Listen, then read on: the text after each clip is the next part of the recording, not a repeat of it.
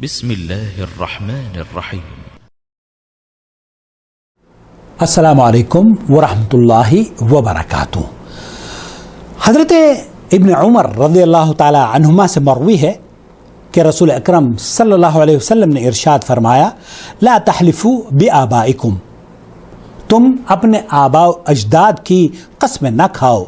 जो शख्स अल्लाह की कसम उठाए वो सच बोले, और जिसके लिए अल्लाह की कसम उठाई जाए वो राज़ी हो जाए, और जो राज़ी ना हो उसका अल्लाह से कोई ताल्लुक़ नहीं।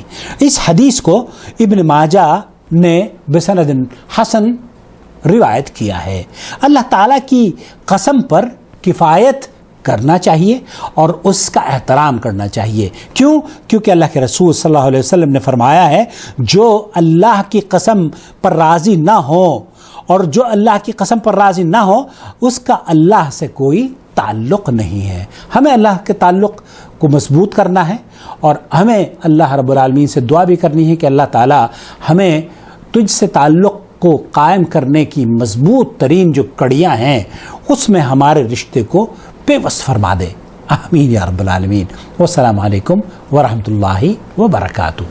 इन्नल्लज़ीना क़ालू रब्बुनल्लाहु थुम्मा इस्तक़ामू ततनज़्ज़लु अलैहिमुल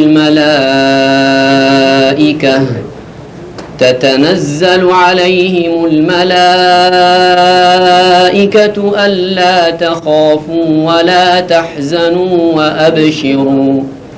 वअबशिरू बिलजन्नति अल्लती कुन्तुम तुअदून।